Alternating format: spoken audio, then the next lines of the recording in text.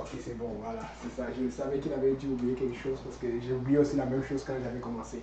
C'est bon. Maintenant, donc, nous allons commencer là maintenant. Nous allons prier. Seigneur Jésus, nous prions pour que ta main soit sur nous, dirige nos cœurs, ouvre nos cœurs, que nous comprenions ta pensée, que nous saisissions ta pensée, que nous saisissions ton nom, que nous saisissions qui tu es, ce que tu veux que nous sucions, que nous connaissions, que nous fissions, papa, pour la gloire de ton nom. Au nom de Jésus,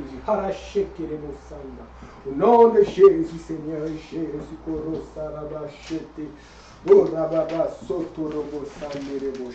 maintenant, vous entendez toujours, ça c'est bizarre, si vous venez, quand vous venez d'arriver au Québec, vous allez voir les jurons, tabernacle, regardez les jurons, calice, je ne sais pas te jurer, hein, je donne seulement pour donner un exemple. Vous allez voir que le calice c'est un truc qui est utilisé dans le temple catholique et tout, hostie, ce sont toutes les choses qui viennent de l'église. Donc il y a un rapport avec cela, ça veut dire que le diable sait que ce sont les choses que les gens vénèrent, que les gens trouve comme important pour se rapprocher de Dieu, il utilise ça pour faire des jurons. Mais d'où est venue cette histoire de tabernacle? C'est très important. Vraiment, je vous dis, des fois tu viens à Dieu, tu te dis, le baptême, le Saint-Esprit, la sanctification, la persévérance, gagner les âmes. Mais tu sais, je vous dis, si tu comprends le plan du tabernacle, tu vas comprendre Dieu. Si tu comprends ce que Dieu a voulu faire, tu as ce qu'il faut parce que vraiment, le plus grand dessinateur, le plus grand designer, le plus grand imaginateur ou imaginatif ou je ne sais pas quel type ou quel truc qu'il faut ajouter, c'est Dieu. Le Seigneur Jésus a une telle conception des choses qu'il conçoit bien à l'avance et le jour où tu commences à comprendre, tu commences. Désolé, je ne sais pas comment exprimer ça, c'est comme dans les cartoons. Tu ouvres la bouche, la langue sort, coin. Parce que Dieu est trop fort. Il n'y a pas plus que Dieu. Amen. Donc, vraiment, quand je suis en train de vous parler, je suis en train d'essayer d'expliquer ce que Dieu a déjà fait. Je n'apporte rien de nouveau à Dieu. C'est Dieu qui apporte quelque chose de nouveau, mais nous devons trouver la force et le temps d'étudier pour comprendre ce qu'il a fait. Et donc, dans ce que Dieu a fait, nous avons vu la dernière fois que Dieu avait fait des tables de pierre. Et il les avait donnés à Moïse, il avait écrit les 10 commandements dessus. Tu ne tueras point, tu ne voleras point, tu ne porteras point de faux témoignage contre ton prochain, tu ne commettras point d'adultère. Amen. Je sais que les Égyptiens ne commettent pas de point d'adultère. Amen. Nous sommes tous des saints et des saintes. Mais bon. Le problème c'est que même dans la nuit, quand tu as de mauvaises pensées là, c'est l'adultère. Amen. Tu ne savais pas. Hein? C'était une parenthèse. Ouais. C'est pas parce que tu n'es pas avec quelqu'un physiquement que spirituellement tu peux commettre l'adultère. Tu peux voir quelqu'un, tu dis que là ça c'est mon style, cool, tu commences. Non. Quand tu vois, tu dis Seigneur aide-moi, que cette mauvaise pensée sorte. Et puis tu le gardes, l'image est là, et puis après tu vas regarder un peu son Facebook ou son profil, tu commences à. Bon, les pensées viennent, tu fais que lutter avec les couches de nuit dans la nuit, ça ne marche pas. Il y a un problème là-dedans. Tu dois aller chasser au nom de Jésus-Christ. Amen. Tu ne peux pas coucher physiquement, mais tu ne peux pas non plus coucher physiquement. C'est-à-dire que si tu es spirituellement, donc c'est-à-dire que si tu as ce problème, tu as un problème d'adultère en ce moment. C'est l'adultère spirituel. Tu dois sortir de là. Amen. Parce que ce sont ces ouvertures. Quand tu vis cela, c'est ça qui ouvre la porte à la masturbation, qui est un péché, qui ouvre la porte à n'importe quoi, à la convoitise, qui est aussi un autre péché. Amen. Donc, c'est ça. Donc, on continue.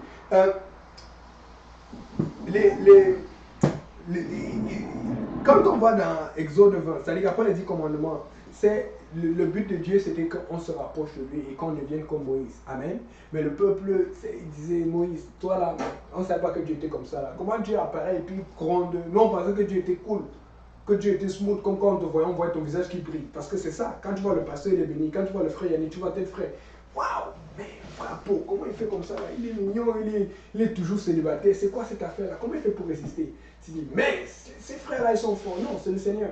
Maintenant, quand tu vois ces choses là, tu te dis que, ça c'est cool ça, j'aimerais avoir ça là. Mais tu ne vois pas le prix à payer. Tu ne vois pas le prix à payer là-dedans. Tu ne vois pas le prix que les gens payent. Tu ne vois pas le prix que les gens payent là-dedans. Or, Israël ne voyait pas le prix que Moïse payait. Israël ne voyait pas le temps que Moïse devait passer en prière, en adoration, en recherche de la face du Seigneur Jésus. Mais il voyait seulement la gloire. Et c'est ça le problème. Des fois, tu vois seulement la gloire. Oh, lui, il a l'opportunité de faire ça. Lui, il fait tel travail. Oh, lui, il a tel nombre d'argent. Oh, lui, il a la possibilité de faire cela. Mais tu ne vois pas la consécration qui est en arrière, l'engagement qui est en arrière. Alors, Dieu, comme il savait ce qui était dans leur tête, il leur a dit, préparez-vous 3 jours. Il a donné même 3 jours. Et Moïse a ajouté, ne touchez pas les femmes. Mais quand Dieu vient, Dieu ne vient pas comme il venait à Moïse, dans une nuée juste du part. Dieu vient avec les tonnerres. Boum! Dieu vient avec les oracles. Boum! Les bruits. Les gens disent, oh, non, ça c'est Dieu. Hein. Donc les gens qui étaient après avancer disent, non, moi je ne savais pas que c'était comme ça. Ce n'est pas ce que j'avais prévu. Pourquoi c'est compliqué comme cela là? C'était bien le fun avant là, mais moi je n'ai pas prévu ça. Donc maintenant, quand il réalise ça, il repense à 2 fois. Parce que Dieu n'est pas contre ce que tu veux. Dieu n'est pas contre ton désir, le désir de ton cœur. Dieu n'est pas contre tes objectifs. Dieu n'est pas contre tes rêves. Le problème, c'est que est-ce que tu es prêt à payer le prix pour avoir ce rêve? Parce que dans tes rêves, Dieu doit être au milieu de tes rêves. Si tu fais un rêve sans mettre Dieu au milieu, il y a un problème. Amen. Donc, alors, Dieu a dit, donc comme ils ne veulent pas, parce qu'Israël, quand ils ont vu que c'était compliqué, ils ont dit, Moïse, tu sais, toi, va voir. C'est pour ça qu'on aime plus appeler pasteur. Je n'ai pas dit que c'est mauvais d'appeler pasteur. Mais quand tu passes ta vie à appeler le pasteur, pasteur ça, pasteur ça, pasteur ça, il y a un moment où il faut te lever, tu commences à aller prier, chercher Dieu. Il y a un moment où tu dois être capable d'avoir une réponse de la part du Seigneur directement et aller faire ce que Dieu te dit. Mais chaque fois s'il faut aller voir le pasteur, c'est qu'il y a un problème dans ta relation avec Dieu. Amen. Après des années, tu entends derrière le pasteur ou la femme du pasteur. Des fois, tu as besoin de direction. Des fois, tu as besoin, après un mois, après un moment, tu dis, pasteur, je vais prendre des décisions importantes. Pasteur, je vais faire cela. Mais si tout le temps, pasteur ça, pasteur la nourriture, oh, pasteur le conflit, oh, pasteur, oh, Dieu veut que nous soyons tous proches de lui. Tous proches de lui. Amen. Donc, là alors, le Seigneur dit, donc c'est ça que vous voulez. Vous avez dit, Moïse, va voir Dieu et toi viens nous dire quoi faire. Mais au départ, il voulait voir Dieu. Oui, parce qu'il voulait montrer que non, Dieu nous parle aussi. Mais il croyait que comme Dieu parlait à Moïse, tout comme Dieu parle au passé, il pensait que non, c'était juste. Tu dis Seigneur, allô. Et puis non, c'est un roi. Réalise un peu. Si les gens importants, c'est Donald Trump, Justin Trudeau, je ne sais pas, les gens qui sont connus dans ce monde. C'est Angela Merkel. Imagine si tu aimerais les parler maintenant. Cherche le numéro de téléphone, tu les appelles, tu vas voir, tu vas les rejoindre. C'est compliqué. Il faut appeler le secrétaire, il faut parler, il faut demander au diable, il faut tout, il faut avoir non. Amen. Mais Jésus s'est rapproché de nous, nous a montré qu'on peut l'appeler par son nom, on peut le contacter n'importe quand. Mais il y a un autre problème, un autre X, c'est que Jésus est plus important que Donald Trump, Justin Trudeau, Angela Merkel et toutes ces personnes mélangées. Et donc, à cause de son importance, il te donne audience, certes, mais la communication qui doit continuer, ça demande quelque chose, parce qu'il est saint. Et quand tu veux aller voir Donald Trump ou Angela Merkel ou n'importe qui, si tu vas dans leur pays ou si tu vas les voir, tu ne vas pas aller n'importe comment. Tu vas t'habiller, tu vas te présenter, tu vas t'ajuster pour être sûr d'être reçu par ces personnes importantes. Alors Dieu, ce qu'il fait, c'est qu'il te rend capable d'accéder à sa présence très vite, mais il veut que tu t'ajustes dans sa présence, pour pouvoir rester dans sa présence, pour pouvoir demeurer dans sa présence. Alors ce qui se passe, que l'homme, quand l'homme ne veut pas s'ajuster aux pensées de Dieu, comme l'homme ne veut pas ajuster ses pensées à la pensée de Dieu, sa façon de voir à la façon de voir de Dieu, sa façon de penser, d'agir, sa façon de raisonner au raisonnement de Dieu, il ne peut pas supporter la présence de Dieu, alors il s'éloigne. Et des fois, il va trouver des raisons. Et puis il va commencer à baisser, à disparaître. Puis c'est ce qu'il dit, oh non, ça c'est pas pour moi, Dieu ne m'aime pas. Alors que Dieu veut plutôt passer du temps avec toi, Dieu veut te conseiller, Dieu veut te suggérer, Dieu veut t'approcher de la façon la plus facile possible. Et je dis ça parce que je sais que la façon dont Dieu m'a approché pour que je vienne à lui, alors que j'étais un ancien breakdancer, alors que j'étais un ancien joker, un ancien chasseur, un ancien coureur de tout, de n'importe quoi qui n'est pas bon, s'il ne m'avait pas approché de la façon qu'il m'a approché, je ne serais pas dans l'église. Parce que Dieu savait que s'il était passé trop vite avec moi, il m'aurait fini. Ce qui veut dire qu'il y a beaucoup de choses que tu penses, que peut-être, est-ce que c'est nécessaire? Est-ce qu'il faut faire cela? En fait, Dieu pense qu'il faut le faire. Mais parce que Dieu sait que tu n'es pas prêt, ou tu n'es pas prêt, il va te donner une autre façon, un modus operandi différent. Mais c'est à toi de prier Dieu, Seigneur, si c'est ta volonté, donne-moi la force de le faire. Mais si tu as déjà décidé que moi, dans cette église, ils font ça, moi, je ne fais pas, tu en te dis à Dieu, hop, c'est fini. Parce que tu ne sais pas quand Dieu a dit à telle soeur, à tel frère de faire cela. Tu es peut-être en train d'accuser le pasteur, tu es peut-être en train d'accuser la soeur, le frère, mais tu ne sais même pas quand Dieu lui a parlé. Est-ce que tu es sûr que Dieu ne demande pas cette chose? Amen. Alors, afin de comprendre Dieu, Dieu a dit, vous allez faire quelque chose pour qu'on puisse négocier tout cela, pour qu'on puisse régler cela, pour savoir comment ça marche avec moi. Si quelqu'un peut lire Exode 8, si pour vous commencer à réfléchir. Exode chapitre, non, 25, verset 8. Exode chapitre 25, verset 8. Merci.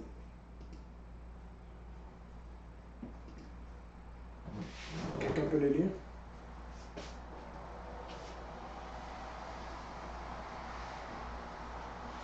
Ils me feront un sanctuaire et j'habiterai au milieu d'eux.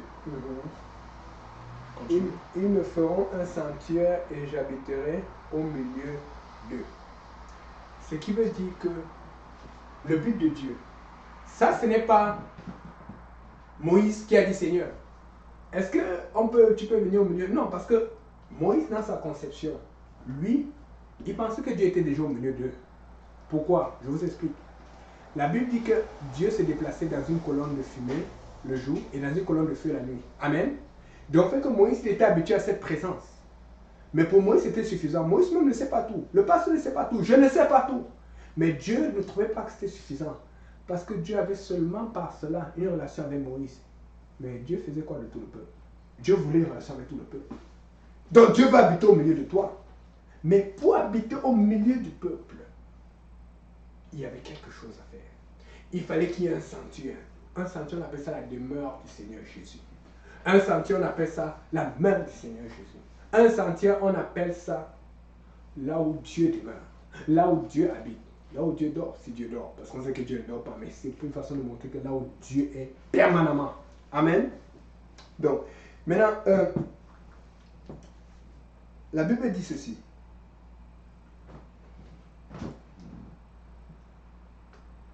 Juste une parenthèse encore. Vous savez, le sanctuaire de Dieu, c'est l'église. On va aller au sanctuaire ce vendredi à l'Est et demain à Saint-Laurent. Amen.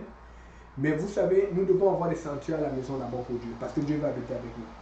Mais il y a une chose que j'ai remarqué, c'est que le fait que nous avons eu ce confinement, ça nous a poussé à avoir des sanctuaires à la maison. Nous avons eu un plus grand sentier là où nous étions constamment, chez le pasteur Kaozi. J'ai eu un sentier ici parce que ça m'a permis de prier comme jamais. Je priais, mais ce confinement m'a ouvert le temps parce que je n'avais plus à aller loin ici, aller ici. Même tout ce qu'on fait comme activité, ça a été annulé. Donc j'étais à la maison tout le temps. J'avais le temps de prier. Dieu a reconnecté notre maison à lui. Mais Dieu ne veut pas que ça finisse parce qu'alors que nous allons à JPN vendredi, alors que nous allons au service demain, alors que nous allons recommencer à sortir, il ne faut pas qu'on oublie notre temps de prière parce que Dieu veut habiter au milieu de nous. Amen. Et quand il habite au milieu de nous, ce n'est pas au milieu de toi quand tu es à l'église, ou quand tu es en route, ou quand tu es chez le pasteur, ou quand tu es chez telle soeur qui va à l'église, ou tel frère qui va à l'église. C'est dès que tu commences à te lever le matin, le soir, quand tu es à la maison, tout ce que tu fais, tout ce que tu regardes sur Internet, Dieu va être là. Amen. Si tu sens qu'il y a quelque chose que tu fais que Dieu ne supporte pas, mets ça de côté. Amen. C'est ça. Donc, maintenant, la Bible dit ceci. Nous allons regarder un peu Hébreux 8, verset 5. Si quelqu'un peut lire, si mon frère l'a appelé Hébreux 8, verset 5. Verset 5. Ouais, Hébreux 8, verset 5. Lesquels célèbrent un culte, image, ombre de choses célestes, selon que Moïse en fut divinement averti lorsqu'il allait construire le tabernacle, et soin lui fut-il dit de faire tout d'après le modèle qui t'a été montré sur la montagne. Et soin lui fut-il dit de faire tout d'après le modèle qui t'a été montré sur la montagne. Lorsque Dieu s'adresse à Moïse, il dit, tu dois faire d'après le modèle que je te montre. Moïse n'a pas inventé le plan du tabernacle. Il a une vision de la part du Seigneur. Le pasteur n'a pas inventé la doctrine apostolique. Il a une vision de la part du Seigneur, comme les apôtres ont une vision et il y a une révélation là-dedans. C'est pour ça que c'est difficile pour les autres, parce qu'ils disent que beaucoup de gens disent que mais pourquoi ils baptisent seulement au nom de Jésus-Christ? Tu n'as pas la révélation, comment tu vas savoir? Déjà, c'est écrit dans la Bible. Mais il faut que ce soit là-dedans, que Dieu te dise. Mais si tu n'as pas soif de Dieu, comment tu vas l'avoir? Vous savez, la soif, c'est important. Vous voyez comment il fait chaud là. Vous avez envie de vous désaltérer. C'est ce genre de sensation qu'il faut avoir pour Dieu. Quand tu as soif de connaître Dieu, tu vas recevoir Dieu. Mais si tu n'as pas soif, demande à Dieu de créer cette soif en toi. Maintenant, vous voyez donc, on a besoin d'une vision. Il faut que Dieu te donne une vision, une direction pour ce que tu dois faire. Je vous ai dit la dernière fois que quand Dieu t'appelle, qu'est-ce que tu dis? Tu viens, tu dis, Seigneur, pourquoi tu m'as appelé? Il y a beaucoup de gens qui ne demandent pas cela. Dieu t'appelle à faire quelque chose. Tu as un talent quelque part. Il y a des gens qui ont des talents dans le sport, dans les talents dans la radiodiffusion, la télédiffusion, des talents dans le dessin, des talents dans beaucoup de choses dans l'enseignement. Mais Dieu veut t'utiliser dans un domaine ou plusieurs domaines différents selon tes talents. Mais il faut qu'il te donne une vision. Et on a vu que Moïse a eu une vision. Ce qui veut dire que le plan du tabernacle ne venait pas de Moïse, mais ça venait de Dieu. Mais Dieu est passé par Moïse. Tout plan vient de Dieu, mais Dieu passe toujours par l'être humain. Maintenant, c'est à toi de voir. Nous avons beaucoup de pasteurs. Nous avons beaucoup de gens qui disent homme de Dieu. Comment savoir alors quel est le plan? Vous savez, le plan du tabernacle, c'est le plan par excellence. Tous les plans sur le salut, la sanctification, ça va toujours être comparable au plan du tabernacle. On va le voir. Et tu vas voir que quand on prêche le baptême au nom de Jésus-Christ, quand on prêche le Saint-Esprit avec l'évidence de parler en langue, ça ne vient pas d'un hasard. Ça n'a pas commencé comme cela au hasard. Ça a commencé dès l'Ancien Testament, dans le plan du tabernacle. Tu avais déjà cette vision des choses. Amen. Maintenant, ce que je veux apporter ici, c'est que quand vous regardez, nous avons lu tout à l'heure le chapitre 25, le verset 8. La Bible dit que ils me feront un sanctuaire et j'habiterai au milieu d'eux.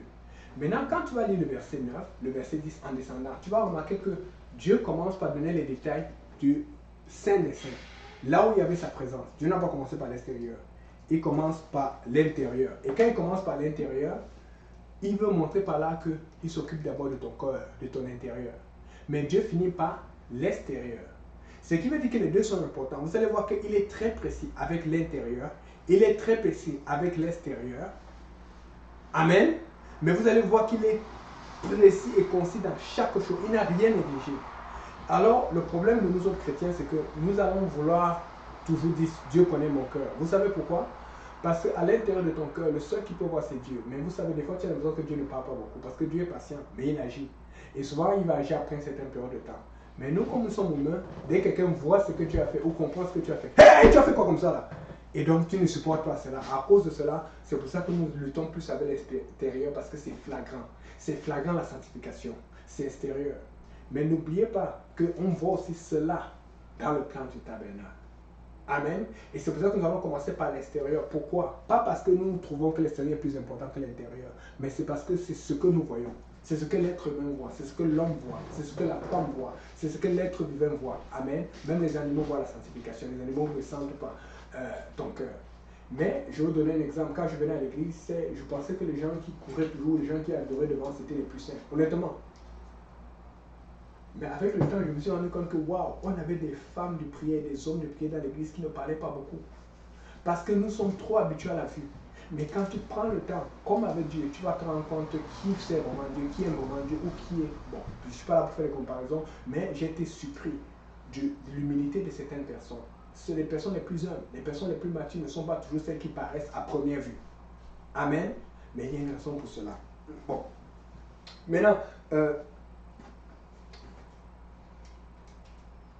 le Seigneur alors, il va venir et il va, juste un autre exemple. Lorsque Dieu a fait l'arche, qu'est-ce que Dieu a dit à Noé? Tu enduras l'arche de poids à l'intérieur et à l'extérieur. À l'intérieur parce que il ne fallait pas qu'un truc qui ait un micro-trou et puis ça sorte et puis ça commence à créer un autre trou à l'extérieur. À l'extérieur parce qu'il y avait de l'eau qui attaquait l'arche. Et si l'eau attaquait l'arche et qu'il n'y avait pas de poids pour le protéger, ça allait rentrer et puis ça allait percer. C'est pour te dire que le diable va t'attaquer de toutes les façons. Il va t'attaquer spirituellement avec les sorciers, les gens, les incantations, le diabolisme, la vanité, le satanisme, saisit ces choses-là. Ne commencez pas à faire comme si ça fait, ça existe. Il va t'attaquer comme cela, mais il va t'attaquer à l'est aussi avec les gens autour de lui qui vont te dire, ah, pourquoi vous habillez comme ça? Pourquoi vous mettez les jupes? Pourquoi vous faites ça? Pourquoi? Oui, il va t'attaquer comme cela. Amen. Pourquoi les frères doivent avoir des cheveux courts? Hein? Pourquoi les sœurs doivent avoir des cheveux longs? Pourquoi? Il va t'attaquer avec tout genre de choses. Physiquement et spirituellement. Alors Dieu pour te protéger, Pour te protéger, pas pour se protéger, parce que Dieu est parfait, il est puissant et il est inatteignable. Personne ne peut le tuer, personne ne peut l'attaquer, mais toi on peut te tuer. Pour te protéger, Dieu te donne des directives pour l'intérieur et des directives pour l'extérieur. Et pour que tu ne commences pas à dire que ce sont les pasteurs qui ont inventé. Pour que tu ne commences pas à dire que c'est tel frère, ils abusent avec la sanctification. Ils abusent avec ces choses. Ils abusent. Il a commencé ça il y a plus de 2000 ans. Il a commencé ça parce que quand tu regardes les annales, quand tu regardes les manuscrits anciens, tout ça, quand tu regardes les découvertes, on dit que Moïse a existé dans les environ 1500 au 1532, 1536, je ne sais pas quelle est la précision, avant Jésus-Christ. Ce qui veut dire que quand tu comptes les 2000 ans, on a 2020 après Jésus-Christ, plus 1500, on a minimum 3500 ans avant que tu n'existes. Plusieurs générations entières, avant le père de ton père, de ton père, de ton père, ou avant la mère de la mère, plusieurs générations entières, Dieu a fait ce plan. Plusieurs générations entières, avant toi, Dieu parlait déjà de l'intérieur et de l'extérieur. Qui sommes-nous pour venir réduire en ayant l'enseignement divin de Dieu? Qui sommes-nous pour venir contester l'enseignement divin de Dieu? Parce que Dieu ne change pas. Il n'y a aucun nombre de changements ni de variations. Je pense que c'est dans Jacques, c'est l'apôtre qu'il faut pour retrouver ce genre de verset. Il n'y a aucun nombre de changements ni de variations en Dieu. Ce qui veut dire que ce que je suis en train d'essayer de vous convaincre, c'est qu'il faut comprendre que ce qu'il faut connaître, c'est Dieu. Ce n'est pas nous. Tu peux connaître ton pasteur, tu peux connaître le frère du père, tu peux connaître le frère, tu peux connaître tel. Mais eux tous, tu vas trouver qu'ils ont des défauts tôt ou tard. Nous sommes tous des canons. Nous sommes juste des catalyseurs pour t'amener au Dieu très saint. Alors c'est bien de connaître la parole du Dieu très saint. La parole du Dieu très saint disait qu'il y avait une sanctification intérieure et extérieure dans le tabernacle. La parole du Dieu saint disait qu'il y avait une sanctification extérieure et intérieure dans l'arche de Noé, bien avant, plus d'années encore avant même Moïse. La parole de Dieu disait que même pour l'arche de l'alliance, vous allez voir que c'était fait en bois de goyer et le bois de gopher. Et dans ce bois de gopher, il fallait mettre de l'or à l'intérieur et à l'extérieur. Ce qui veut dire que peut-être aujourd'hui tu es là, tu dis, oh mon intérieur est bon. Est-ce que l'extérieur est bon? Peut-être aujourd'hui tu es là, tu dis, oh mon extérieur est bon. Est-ce que l'intérieur est bon? Je donne des exemples pratiques. Des gens qui font beaucoup l'extérieur et des gens qui font beaucoup l'intérieur. Ne prenez pas mal. Vous savez, quand Dieu donne, tu prêches. Parce que si tu ne prêches pas, tu vas avoir des problèmes avec Dieu. Et je peux avoir des problèmes avec Dieu. Amen. Les gens qui prêchent beaucoup l'extérieur. Un exemple, les Juifs. Vous allez voir les Juifs, regardez la façon dont les femmes sont habillées. Regardez la façon dont le papa, la couleur. C'est rare de voir beaucoup de couleurs sur eux. Le noir et tout et tout. Et nous on peut être coloré, mais il faut être coloré de façon quand même simple, pas coloré trop visible, fuchsia. Laisse Dieu briller, pas toi briller. Amen. Et un jour, je ne sais pas, après on était ensemble, non? Le jour où on est sorti de Soko, on était sur la rue avec Côte des Neiges, on a rencontré des Juifs. On sortait de Soko en salle là, du collège Prébeuf. Et puis là, on était excités, on était avec Stéphane. Stéphane toujours dans les coups comme ça là, frère Stéphane. Et puis on a dit qu'on va aller voir un peu les chiffres, on voulait parler un peu de Jéhovah parce qu'on sait qu'il ne croit pas en Jésus-Christ. À l'intérieur, il n'y a pas cette connaissance de Dieu qui est manifestée en chair. Il y a juste la connaissance des lois de Moïse sur l'habillement, sur les choses extérieures. Et quand on est parti leur parler, on était contents, on les voyait tous avec les phylactères, tout ça, et puis les cheveux longs ici, tout ça là, tout l'habillement et tout. On a vu un groupe de jeunes juifs, on a dit qu'on va les attaquer. Donc, et tu vois, eux, ils étaient comme plus open. Tu vois, donc on avait joué au Soko, on était contents, on avait joué, je ne sais pas si on avait gagné ce jour contre une équipe là, qu'on faisait beaucoup de matchs avant. Alors, ce qui se passe, c'est qu'on a commencé à leur parler un truc. On commence à dire 2, 3 noms, 6, 4. On dit, on attend Israël, Atta, Jéhovah, ta. D'abord, comment on parle de ton nom, 6, 4? On demande à 2, 3, ils ne connaissaient pas. Mais on s'est égaré que ça, c'est comme ça. Parce que tous les juifs connaissent cela. Bon, la plupart, on s'est rendu compte que ce sont les gens qui vont à l'école rabbinique, qui vont à l'école, qui sont suivis. Mais on se disait qu'avec l'habillement et tout ce qu'on voyait là, c'est ceux qui avaient la connaissance. C'est après que quelqu'un nous a cité finalement qu'il a dit qu'il connaissait. Et celui qui connaissait ça, il est sorti, il avait sa cigarette, il était en train de fumer. On a été comme groupe, on a dit, mais ça c'est quoi ça? Et on s'est rendu compte que là où ils sortaient, la plupart des amis sortaient d'un autre bar. Il y a d'autres qui étaient faux chauds. En fait, quand ils étaient chauds, c'est parce que beaucoup d'entre eux avaient bu. On a dit, Seigneur, nous comprenons beaucoup de choses aujourd'hui. Vous savez, c'est bien d'avoir un enseignement qui vient de la famille, qui vient des ancêtres, qui vient du pasteur et tout, et de s'accrocher à cela. Mais si Dieu ne met pas la conviction en toi, tu ne vas pas tenir. Tu vas la rejeter. Il faut dire, Seigneur, mets-moi la conviction de ce que tu enseignes depuis les temps anciens. parce que Dieu l'enseigne. Vous le voyez dans la Bible. Dis Seigneur, même à la conversion, parce que si tu le fais, dès qu'il y aura une occasion de chute, ou que le frère ou telle soeur va lâcher l'église à cause d'une autre situation, tu vas dire, ah lui aussi m'avait enseigné ça, donc on savait que c'est faux. Non, c'est pas faux. C'est pas parce que quelqu'un lâche l'église que ça justifie que tu laisses un enseignement qui l'enseignait. Parce que la Bible ne change pas quand quelqu'un lâche l'église. La Bible reste pareille. Les manuscrits ne changent pas, les manuscrits restent pareils. Il y en a d'autres exemples, mais on va rester là-dedans. On peut dire même les policiers, les infirmiers, les pompiers. Regardez tous, à cause de leur caractère, de leur travail, de ce qu'ils doivent représenter, de l'autorité, tous doivent avoir un uniforme pour montrer ce qu'ils représentent. Mais vous savez qu'ils peuvent avoir l'uniforme à l'extérieur, ils représentent l'autorité quand c'est la police. Mais ils font quand même des choses qui ne sont pas bonnes devant Dieu.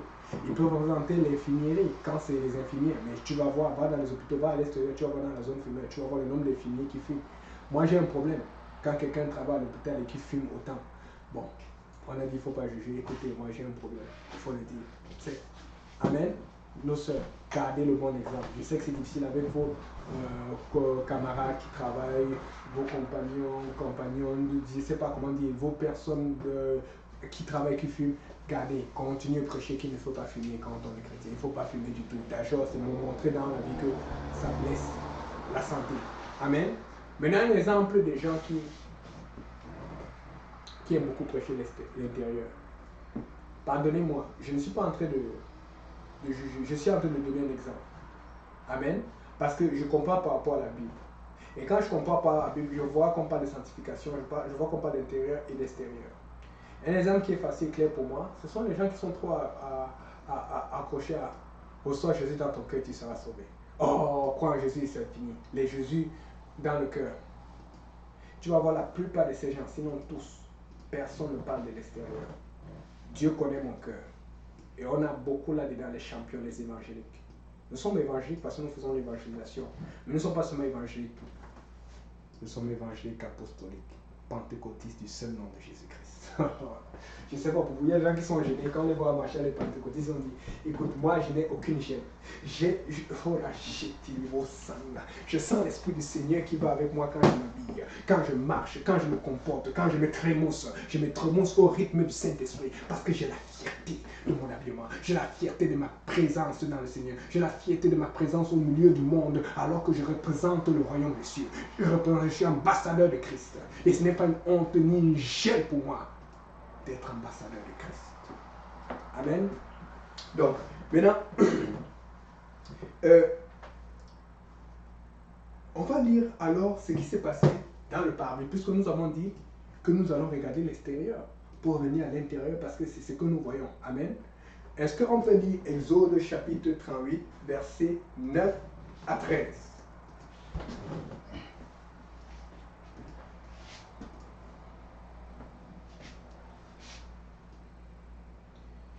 Il fit le parvis du côté du midi.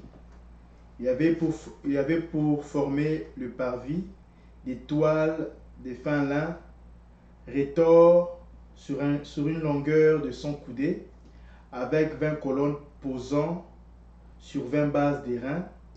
Les crochets des colonnes et leurs tringles étaient d'argent.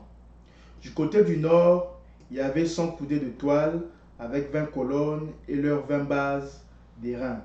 Les crochets des colonnes et leurs tringles étaient d'argent. Du côté de l'Occident, il y avait 50 coudées de toile avec 10 colonnes et leurs 10 bases. Les crochets de colonnes et de tringles étaient d'argent. Du côté de l'Orient, sur les 50 coudées de largeur, il y avait pour une aile 15 coudées de toile avec 3 colonnes et leurs 3 bases. Ok. Oui, finis le chapitre 13, s'il te plaît. Verset 13, pardon. Verset 13. Du côté de l'Orient, sur les 50 coudées de largeur, il y avait pour une aile 15 coudées de toile avec 3 colonnes et leurs 3 bases. On va vous épargner les détails sur toutes les mesures, mais ce qu'il faut retenir, c'est qu'il y avait 100 coudées en longueur et 50 coudées en largeur. Amen. Et ça fait partie aussi d'une parenthèse, un projet que je ne peux pas depuis, mais il y a tellement de choses quand je te parle.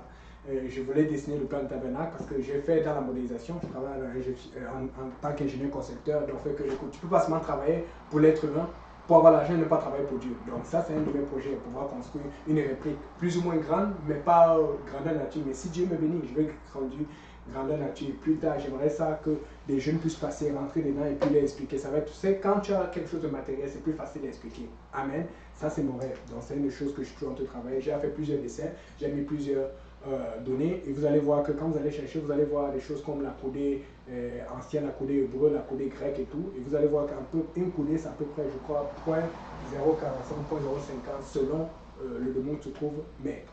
Pourquoi je dis cela? C'est que quand tu multiplies cela, tu vas te rendre compte que c'était grand comme un terrain de football ou deux terrains, je ne me rappelle plus, mais à peu près, plus grand qu'un terrain de football. Au moins grand. C'était grand. Amen. Mais il y a une chose que tu vas voir qui ne manquait pas. C'est que la hauteur, je ne sais pas si on a parlé de ça, la hauteur tout à l'heure, la hauteur des rideaux. Tu peux lire Exode 38, verset 18. On va le voir ici, là-dedans. Le rideau de la porte du parvis était un ouvrage de broderie en fil bleu, pourpre et cramoisi, et en fin lin retors. Il avait une longueur de 20 coudées et sa hauteur était de 5 coudées. Sa hauteur était de 5 coudées. Comme la largeur des toiles du parvis. Comme la largeur des toiles du parvis. Comme la largeur des toiles du parvis. Tout à l'heure, on a parlé du parvis. Est-ce que tu peux présenter encore le parvis tout tantôt là? C'était le... On va expliquer là. On va vraiment parler de ça. C'est bon? Ok, dans la charte, tu as affiché le parvis? Ouais. Ok. Le parvis, c'est, vous savez, c'est le poteau alentour là, le gros. Je suis capable de partager avec mon cellulaire, mais je vous dis, il y a des choses que je n'ai pas encore préparées pour aujourd'hui. Donc, vous voyez les gros rideaux, là, la partie blanche là. La partie blanche que vous voyez, ça c'est le parvis. Tout ce qui est autour là, à l'intérieur, il y a une petite comme maisonnée, et puis l'hôtel, et puis la cuve des reins. Tout ce qui est autour là, les rideaux blancs là, c'est ça qu'on appelait le parvis. Amen? Est-ce qu'on me suit? Très important. Maintenant, dans le verset que nous voyons de lire, nous voulons voir que la porte c'est ce qui est un peu en noir là. La porte qui était avec le parvis. La porte avec la même hauteur, ça fait du sens avec le parvis parce que vous voyez tout ça autour. Ok? Mais le parvis, on a dit que c'était combien? 5 coudées. Ah, là, ça devient intéressant. Quand tu regardes la coudée hébreu ou la coudée grecque ou la coudée ancienne, j'ai regardé les chiffres maximum et les chiffres minimum. Et quand tu fais les calculs, ça te donne minimum pour 5 coudées, environ 2,25 à 2,5 mètres minimum. Et 2,25 à 2,5 mètres, c'est à peu près quelque part ici là. Amen. La taille des basketteurs habituels, des grands basketteurs. Ce qui veut dire une chose, que tout ce que vous voyez au milieu, la grande maison, là où il y avait la présence de Dieu, là il fallait arriver à Dieu. Tu ne pouvais pas venir comme ça et puis tu lèves. Vous savez comment il faut payer là? Quand tu veux traverser, bon j'ai fait ça, Seigneur pardonne-moi, c'était le passé. Tu es en retard et tu vas traverser la barrière. Oh, on m'a déjà attrapé. Bon, les anecdotes c'est pour plus tard. Maintenant, tu viens, tu mets le truc et puis bon, non, tu n'avais pas le droit. On ne pouvait même pas faire parce que des rideaux, tu allais couper les rideaux. C'est vrai que c'était solide, mais c'était interdit.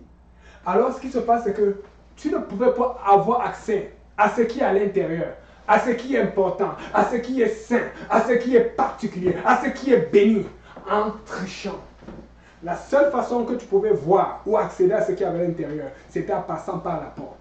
Parce qu'il n'y avait qu'une seule porte. Aujourd'hui, nous savons qu'il n'y a qu'une seule porte à l'église. Et son nom, c'est Jésus.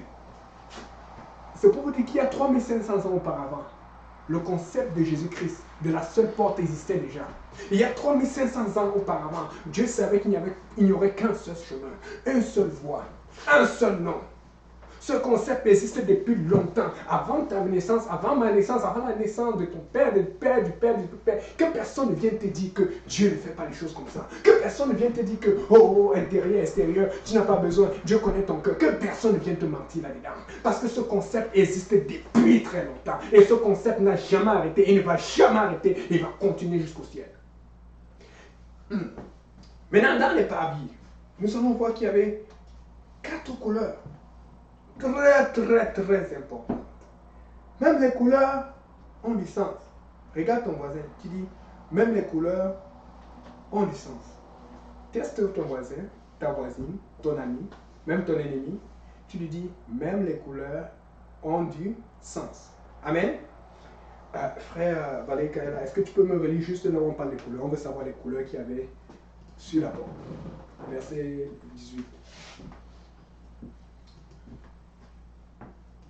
Le rideau de la porte du parvis était un ouvrage de broderie en fil bleu, pourpre et cramoisi, et en fin lin retors. On voit 4 couleurs. Fil bleu, pourpre, cramoisi et fin lin retors. Le bleu. Tout le monde connaît le bleu, n'est-ce pas? Amen. Le pourpre, tu parles des règles additionnelles. Le pourpre, c'est comme le violet. Ou, en bon québécois, ou chez nous autres, les francophones, le mauve. Amen. C'est ça. Et puis le cramoisi. Le cramoisi, c'est le rouge. Mais quand on dit cramoisi, c'est parce que c'est un rouge vif. C'est très vif. Donc, ce n'est pas les rouges que... C'est un petit rouge un peu faible ici à l'intérieur, comme ça, là. C'est un rouge vraiment qui brillait. Comme le sang. La sangre. Et puis, ce genre de rouge, c'est tellement rouge. C'est le rouge que tu sais, quand tu fais l'erreur de dire à ta femme, c'est chérie, tu veux quel genre de robe ou de voiture? Elle va te prendre une voiture rouge. Une robe tellement rouge que ça va mettre au rouge ton compte bancaire. C'était une blague. Donc, mais là, c'est juste une blague. Donc, fait que c'est ce genre de rouge que je veux parler là. Rouge que ça chauffe là. Maintenant, et la dernière couleur, c'était le fin lin retors. Vous allez voir le fin lin. Le fin lin est toujours blanc. Si vous trouvez un fin lin qui n'est pas blanc, moi je ne sais pas. Mais quand le lin est fin là, et bien travaillé, c'est blanc. Amen. Donc, fait qu'on a vu 4 couleurs. Mais dans ces 4 couleurs, on peut voir aussi une représentation de 4 animaux. On va en parler.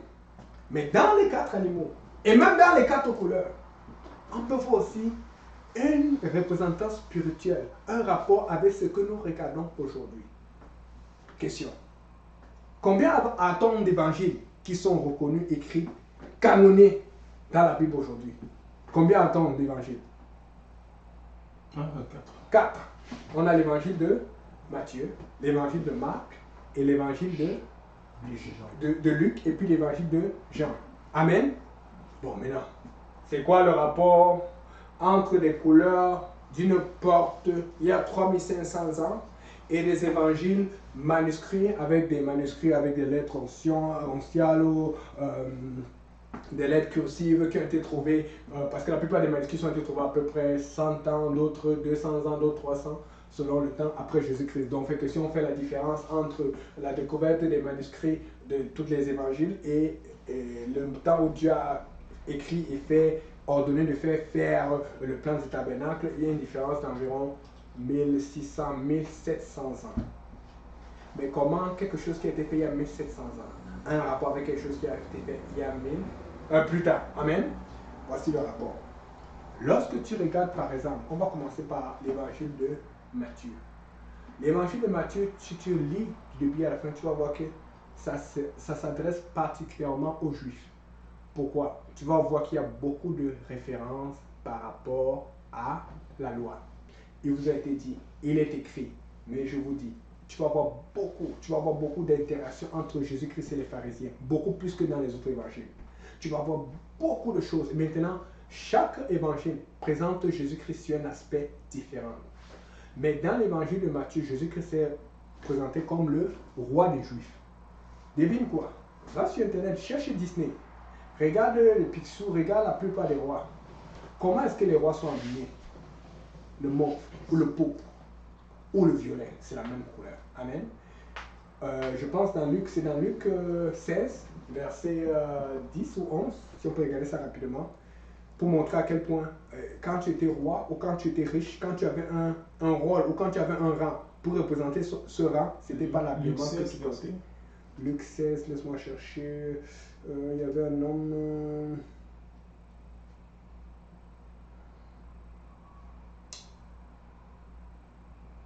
Celui qui est en enfer là, et puis il se pauvre. Ok. Il y avait Luc 16, verset 19. Il y avait un homme riche qui était vêtu de pourpre et de fin lin. Il avait aussi le fin lin. Mais tu vas voir que quand tu étais riche, c'était le pourpre. La plupart, regarde les habits des rois, quand ils veulent montrer leur royauté, quand ils veulent montrer leur rang, leur importance, leur classe, la couleur. Pareil, nous aussi, c'est quand tu veux bien t'habiller. Il y a bien s'habiller sainement, mais il y a bien s'habiller, mais visiblement. Et quand tu veux être vu, tu mets un peu de couleur. C'est des fois, on va dire, oh, le Saint-Esprit va me parler, oh, le pasteur va voir comment.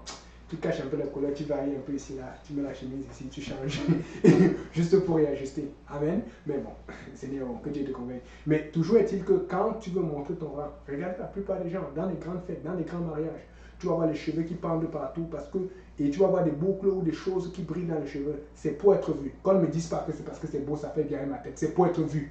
Parce que justement, quand c'est artistement fait et que ça va avec la couleur du bijou, que ça va avec la brillance et le jeu des lumières, ça brille et les gens le voient. C'est pour être vu. Arrêtons de niaiser avec le peuple. Ok, maintenant. Et donc, cette couleur alors, qui était associée au roi, c'était le pourpre. Donc, on peut voir la référence du pourpre d'une des couleurs de la porte, parce que le rideau a 4 couleurs. Oui, dans la charte que je vous ai présentée tantôt, on a vu qu'il y avait 4 couleurs, mais n'empêche que la charte qui apparaît à l'écran, qui apparaissait tantôt, c'est une charte qui ne montre pas les couleurs parce que la charte est vue de loin, donc on voit tout en noir. Mais quand tu regardes les descriptions bibliques, voilà pourquoi il faut se concentrer dans les descriptions bibliques. Mais quand tu regardes dans la réalité, c'était 4 couleurs artistement faites. Amen. Et donc, on a réglé le problème de Matthieu. Mais ce n'est pas fini. Parce que comme Jésus est présenté comme le roi de la tribu de Juda, devinez quoi on peut attribuer comme animal à ce chapitre? Le lion. Parce que le lion est le roi des animaux. J'ai montré ce genre de vidéo à plusieurs personnes. Allez sur Facebook ou ailleurs, tapez le lion, vous allez voir quand le lion marche. Quand le lion chasse, il ne chasse pas comme les autres. D'abord, le lion n'est même pas comme les autres animaux. Quand il vient voir un animal qui est mort depuis longtemps, c'est rare, c'est très peu probable qu'il va le manger. Des fois, il va prendre un animal que quelqu'un d'autre a chassé, mais qui vient d'être chassé. Le lion, c'est quelqu'un, même quand il chasse, quand il marche avec, c'est avec classe. Regardez, je pense que j'avais vu une vidéo en Afrique du Sud, là où les lions, parce qu'on a commencé à faire des routes partout, ils ont fait des routes même dans la forêt. À un moment, les lions, je ne sais pas s'ils en avaient mort, qu'est-ce qui s'est passé. Les lions sont venus sur la route, ils ont occupé la route, les voitures, il y avait l'embouteillage partout. Les gens, les touristes, les gens qui passaient ne pouvaient plus passer. Ils avaient peur. Les lions commençaient à marcher plein au milieu de la route, droitement. Et en synchronisme, pam, pam. Regardez la démarche du lion. C'est pas pour rien qu'on dit que Jésus-Christ est le lion de la tribu de Juda. Parce que mon roi, vous savez, il y a souvent des rois kégués, des rois bizarres qui font des choses. Mais Jésus-Christ, c'est un roi classe. Moi, je ne sais pas pour vous, mais moi, tu fais attention à mon roi. Mon roi est classe. Mon roi, c'est un vrai lion. Mon roi est redoutable. Mon roi est puissant. Mon roi est plus que vainqueur. Et donc, Jésus-Christ étant donc ce roi, on pouvait attribuer. Maintenant, pour vous, je vais lire un verset parce que il y a. Je vais le lire après, parce que je vais vous montrer pourquoi on attribue les animaux dans l'ancien temps et les animaux dans le nouveau temps. Et on peut voir ces rapports entre le plan du tabernacle avant et le plan et l'évangile aujourd'hui et tout ce qui vous est enseigné aujourd'hui par vos pasteurs et les saints de Dieu. Amen. Et puis, on va finir avec la porte aujourd'hui parce que c'est long. Juste la porte. Vous voyez comment Dieu fait les choses. Je me rappelle quand je lisais la Bible avant. Quand je lisais la Bible avant, vous savez ce que je lisais? Je vais lire Adam et Ève. Ils ont péché le serpent. Le serpent tu es laid. Et puis après, je passe. Après, je vais aller dans Exode. Quand je vais dans Exode, je mets la partie là où on envoie les sauterelles, on envoie les Nil, on dit on va voir Pharaon. Pharaon, tu connais Dieu? Il va te chauffer, il va te taper mal. Pharaon, tu apprends le puni, pop. Après, maintenant, on suit Israël. Et puis Pharaon essaye. Et puis Moïse lève les mains, pop, il tombe dans l'eau. Oh, moi, j'aimais cela. Quand ils arrivent dans le désert, ils commencent à se plaindre. On envoie les cales. C'était spectaculaire. Je vous dis. Mais après, quand on commence à parler du tabernacle, vous savez quoi? Moi, j'avais skippé. Je tournais. Alors que le vrai détail, alors que la viande, alors que le poisson, alors que le sucre d'orge, c'est ici dedans. Alors que le vrai enseignement, c'est là dedans. Dedans. Regarde ton voisin, dit dedans. C'est ici dedans. Et je sautais ça pour aller à Samuel, pour aller chercher David, pour voir comment David lui contre Goliath. Comme ça, tu vois un enfant qui est fort, qui fait ah, je vais te tuer, tu as parlé de mon Dieu. Moi, j'aimais ça. Mais j'ai compris que laisse l'action, va à la réaction, va à la parole, va à l'enseignement, va au sucre du Seigneur. Donc, maintenant, toujours est-il que continuons toujours sur cette lancée. L'autre verset, l'autre évangile, on a vu l'évangile de Matthieu, on a associé la couleur mauve. L'autre évangile, c'est l'évangile de Marc. Maintenant, vous allez voir, la particulière avec l'évangile de Marc, c'est que c'est l'évangile d'abord qui est le plus court. Vous allez voir que l'évangile de Marc, je pense que ça va jusqu'au verset 16 seulement, chapitre 16, pardon, pas verset, chapitre 16. Mais l'évangile de Matthieu, ça va jusqu'au chapitre 28. Mais aussi, vous allez voir, lisez, vous allez voir comment Jésus-Christ agit. Tu vois Jésus-Christ qui est pressé tout le temps. Parce que l'évangile de Marc est adressé vraiment aux Romains. Parce que les Romains, la plupart, c'était des soldats. Ils étaient toujours occupés et rapides. Et tu vois, Jésus, la Bible dit que Jésus fait sa pente et Jésus s'en allant. Tu vois une réaction rapide. Tu vois une façon, même la narration n'est pas comme dans Matthieu ou ailleurs. Tu vois que c'est comme précipité, impromptu. C'est comme, il y a des actions qui vont vite. Tu vas voir, même quand il a fallu guérir la fille du soldat romain, il dit seulement une parole et puis, non, tu n'as pas besoin de te déplacer. Tu vois, le style est différent, le style narratif, même dans l'histoire, c'est rapide parce que Jésus s'ajustait. Mais alors tu te rends compte que Jésus qui avait beau être au roi dans Matthieu, quand il arrive dans Marc, il devient serviteur.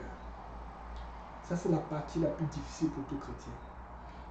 Vous savez, nous avons autorité. Quand nos familles nous regardent, surtout, des fois ils vont discuter, nous critiquer, mais quand ils nous voient, ils ont peur. Même au travail, les gens, ils savent que nous sommes chrétiens, ils nous respectent. Mais vous savez, là où le diable nous attend, c'est quand il faut être serviteur. Et c'est là où Dieu aussi nous attend parce que Dieu était serviteur. Et quand il vient, il est au service des Romains. Il faisait comme si il était leur Dieu, il était leur créateur. Mais il était au service. Est-ce que tu es au service? Tu dis que tu ressembles à Jésus? Je vous dis c'est difficile parce que moi-même ça m'a demandé. C'est dur d'être au service. Surtout quand quelqu'un t'offense. Seigneur, tu es sûr que je dois. Regarde comment il m'a parlé. Regarde comment il m'a parlé. Et ce qui est bizarre, c'est que Dieu va toujours chercher la personne qu'il ne faut pas. Des fois, tu as envie de venir voir Dieu, tu dis Seigneur, pardon, est-ce qu'on peut changer? Est-ce qu'on peut switcher? Prends plutôt tel frère, telle soeur. Laisse-les m'affecter, m'insulter. Parce que c'est un frère, une soeur que tu t'entends bien ou que tu sais que tu as été offensé, tu peux supporter. Mais Dieu dit non. Dieu va chercher l'autre là. Que quand tu vois la goutte, la sueur tombe ici là. La goutte tombe sur le nez, tu sens que les mots vont sortir par là. Tu dis, oh Seigneur, on a un mot comme on peut, quand ça te dépasse, tu dis yetch. Yetch. La soeur Solange, Dieu me connaît ça. Yetch, ça c'est quoi ça? C'est toujours ça. Mais il faut savoir que quand Dieu va chercher cette personne, c'est avec cette personne que tu vas te rapprocher de Dieu. C'est avec cette personne que tu vas montrer à Dieu, ou à ton pasteur, ou que tu vas prouver que tu vas devenir un serviteur ou une servante. C'est avec cette personne. Amen. Maintenant, Jésus-Christ s'est présenté comme un serviteur. Et l'animal qui représente le service, c'est qui? C'est le bœuf. C'est le bœuf qui tire la charrue. Vous allez voir. Ne donne pas la charrue à un lion. Il va te tirer la charrue là quand il va avoir une proie. Donne la charrue à un bœuf parce qu'il va être patient, il va te tuer, il va travailler. Regardez un bœuf. Oui, Dieu veut qu'on soit comme des bœufs. Ça fait bizarre, ça fait dur à dire. Mais c'est ça. Regardez un bœuf et essayez de faire comme ça. Tu es en train de tirer. On ne voit même pas ce que tu tires et on commence à parler. On te dit, oh, pourquoi tu ne fais pas vite? Pourquoi on t'attend depuis? C'est comme ça que le bœuf est là. On dit, et qu'est-ce qu'on fait des fois quand il perd le temps? On le tape, boum, avance, il fait moins. Oh, oui, je sais que ça fait bizarre, mais il faut que tu t'imagines dans ce sens-là. Et tu vas voir que ça va être plus facile d'être serviteur. Jésus-Christ était serviteur. Il y avait beaucoup d'injustice quand tu es serviteur. Tu es en train de faire du bien à quelqu'un, mais la personne à qui tu fais du bien t'insulte. La personne à qui tu fais du bien t'offense. La personne à qui tu fais du bien te parle mal. Qu'est-ce que tu fais? Tu continues à servir. Et tu dis, Seigneur, je garde mes yeux sur toi. Quelqu'un peut aider ça. La vision, c'est quelque chose. Quand tu sais que tu as parlé à Dieu, que Dieu t'a parlé, quelqu'un vient te cogner, tu dis, ah, tu m'as cogné, ah, c'est pas bon, ne fais plus ça. Toi, tu es normal. On t'a connu d'habitude, tu dois réagir. Parce que tu sais en qui tu as cru. Tu sais avec qui tu as contact, avec qui tu communiques. Alléluia. Et donc, maintenant, toujours ici, là, le Seigneur nous montre c'est quoi être un serviteur. Et la couleur qui va avec, c'est le sang. Parce que tu verses ton sang, tu souffres comme serviteur. Et la couleur qui va avec, c'est quoi quand je dis le sang? Je vais dire le rouge. Amen. Donc on a vu deux couleurs déjà. Le mauve, Matthieu, le roi. Et puis le bœuf, Marc. Et puis le rouge. Amen. Maintenant on va dans Luc.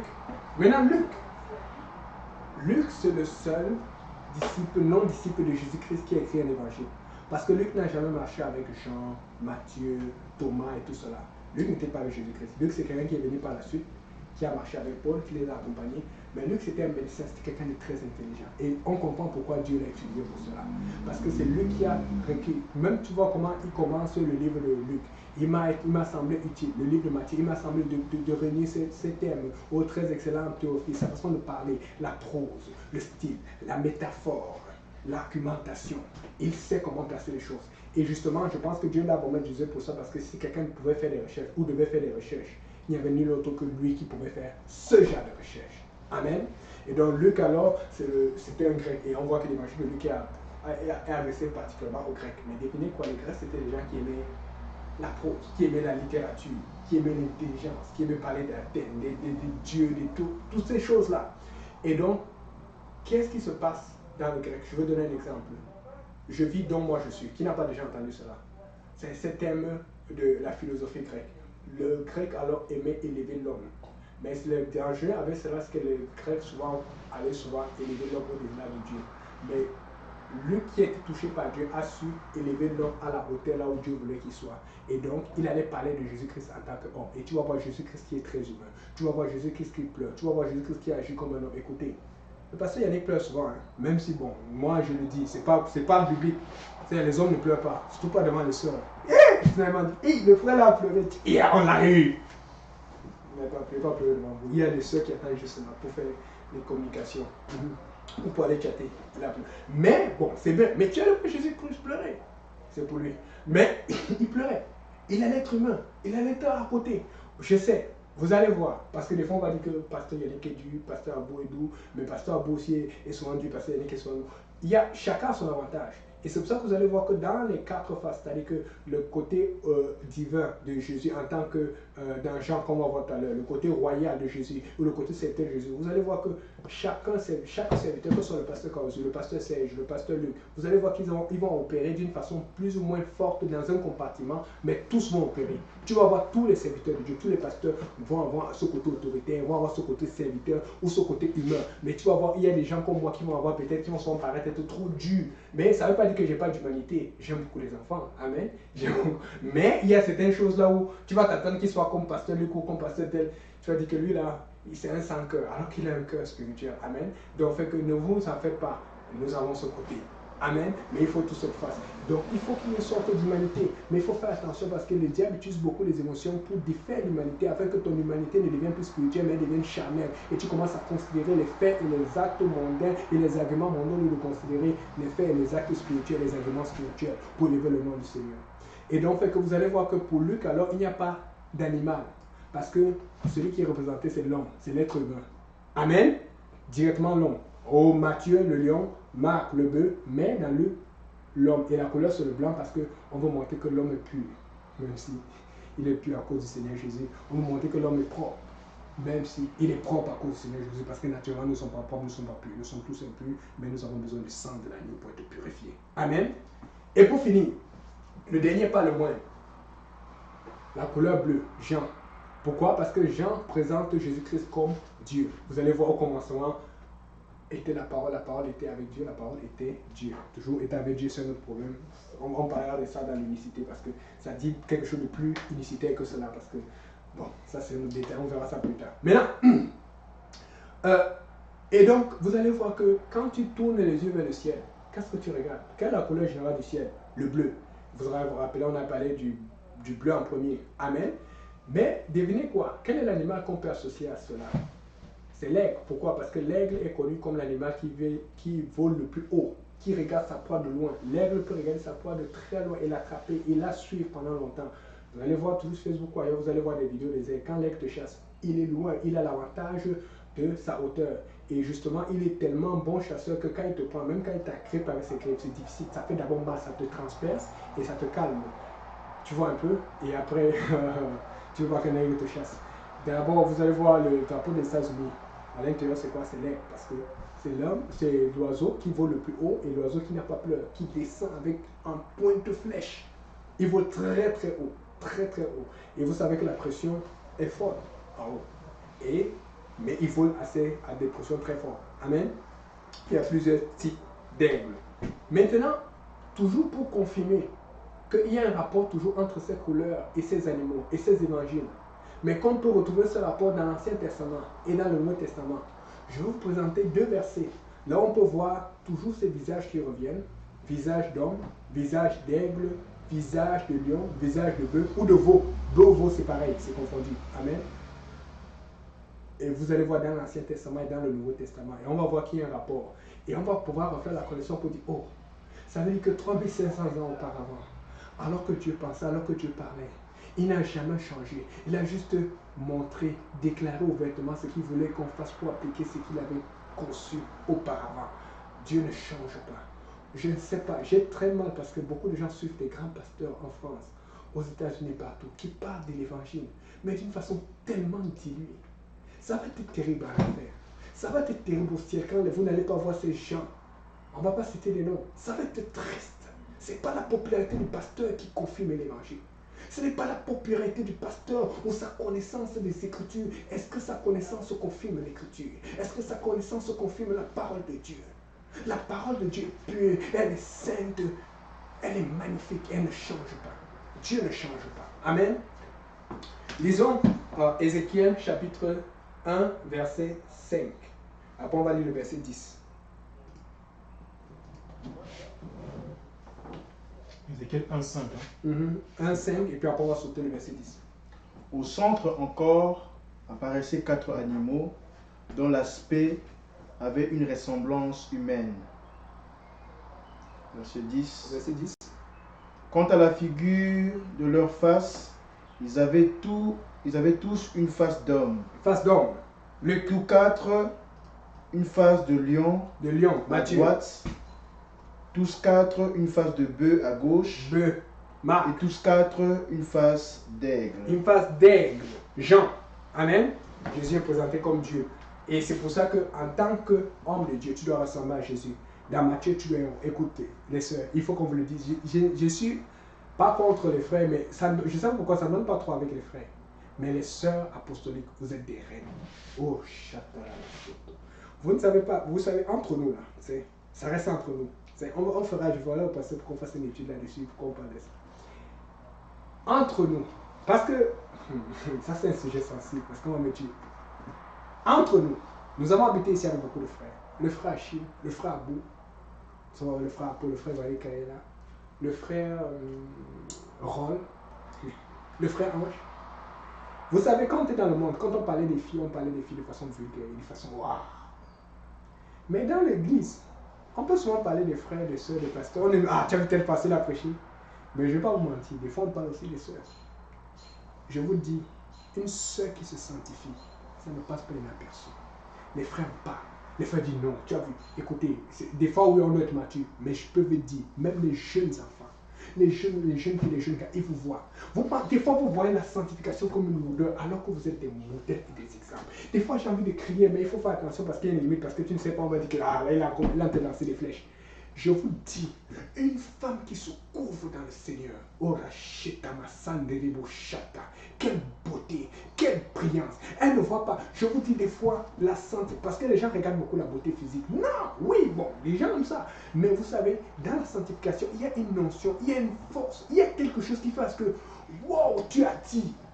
Tu attires, on ne peut pas. Même quand on parle de toi, il y a toujours quelqu'un qui va te défendre. Il y a toujours, non, t'es seul, laisse-la tranquille. Il y a toujours, je vous dis, il y a des déviations, il y a souvent des déviations. Mais tu peux toujours voir les noms des gens et tu vois, ce sont les personnes qui sont. Parce que quand tu es pris, au moins dans la prière, que tu pries, Dieu te défend. Même quand on veut commencer à parler, même quand on veut suggérer, tu sens comment. Écoutez, oh Seigneur, s'il y avait quelqu'un qui pourrait juste s'approcher de Dieu, arrêter de regarder à ce que les gens disent et pensent avant de se sanctifier. Les sœurs, vous êtes des reines. Ça donne encore plus parce que je sais que des fois, on a tendance à penser que l'église demande plus parce que c'est extérieur aux femmes et moins extérieur à l'homme. Parce que l'homme, lutter avec les pensées, le pasteur Kausi explique ça tellement bien. Lutter avec les pensées, c'est beaucoup plus dur que lutter avec l'extérieur. L'extérieur, tu chantes seulement, tu remets ce que tu veux. Les pensées, ça revient. Vous savez, des chansons maléfiques, des chansons impures que je chantais avant. Des choses qui m'amenaient dans les choses sexuelles, dans les choses impures, dans les danses iniques. Vous savez souvent quand le diable attaque, ça que ce soit au travail ou ici ou ailleurs, vous savez comment c'est dur de faire partie de ça, comment il faut prier. Les pensées c'est difficile et surtout pour les hommes parce qu'un homme, vous savez, une femme peut faire fléchir un homme. Par les pensées, même les hommes de Dieu, on en a beaucoup qui tombent. par les pensées. Donc, des fois, on ne voit pas les choses de la même façon. Mais si on peut voir ça comme Dieu, écoutez, comme Jésus, vous êtes des reines.